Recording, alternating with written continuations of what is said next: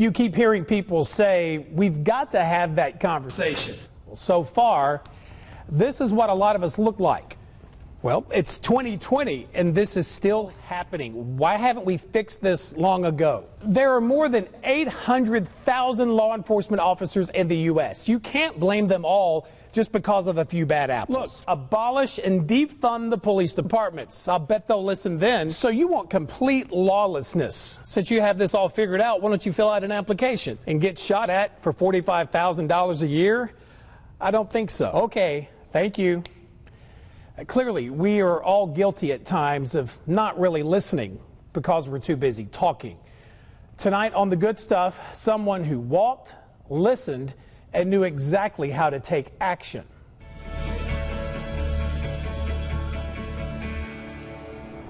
We want to be able to walk the streets and be safe. George Floyd! It was the first of what has now been a number of peaceful rallies and marches for change. And our country just needs a revival, so it's time to show what we believe. For equal treatment. Today is the beginning. And outright anger over the death of George Floyd. But during Shreveport's first street-filled protest a little more than a week ago. I was getting off early that day. We were told that we were going to stay over because of the protest. Sergeant Daniel Denby says he didn't hesitate. This wasn't a day or an event he was trying to avoid, even though the color of his skin and his uniform were the very things being targeted by the protesters' message. A lot of them shook our hands. They wanted to take pictures with us. They talked to us, just like you and I are talking now. Calm group of people that were expressing their views and their thoughts. Similar views and thoughts Sergeant Denby has about that awful day in Minneapolis, when video unmistakably showed us all how George Floyd lost his life. Because this is something you love to do, and if there's someone not treating that profession the same way you would, it must be kind of an insult. It is an insult. It's an insult to the honest police officers around the nation. Let's take you back some 20 years ago when rookie police officer Daniel Denby first joined SPD. He spent the majority of those years patrolling neighborhoods, and let's be straight about it, that didn't look a whole lot like him on the outside. Many of those years right here in the Cooper Road neighborhood. But it's where he quickly learned, if you don't listen, you'll be less successful at the very thing you swore an oath to do. I grew up in a small town. A lot of things that I've seen in Shreveport in the 20 years that I've been here doing this job, I was not accustomed to see.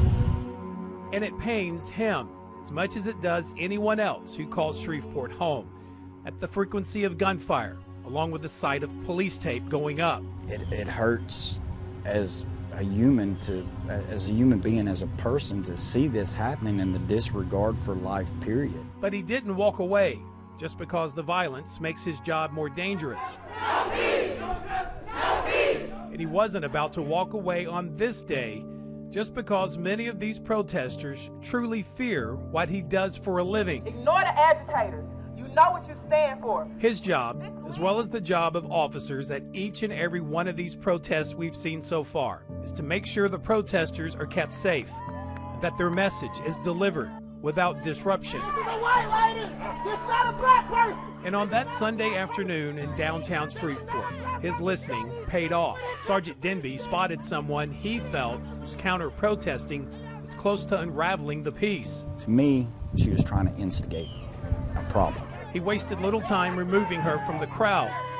Then his attention quickly turned to another young lady in that crowd, not because she too was creating a scene. And she caught my eye in front of me, and she was crying, had tears rolling down her face. But because of the emotional pain, her face was no longer able to hide. We're not going to stay for any of this today. And I wanted to make sure that she understood that we're not here to hurt anybody. We're not here to stop the protest. We're not here to infringe on anybody's rights. Okay. And to show her, even if it's just a hug, sometimes the most basic human thing we can do We're all here together, okay? is to let someone know you're listening and you care. And we all feel that pain. And we all want to try to bridge that gap between the community and law enforcement so that we can all work together to make things better.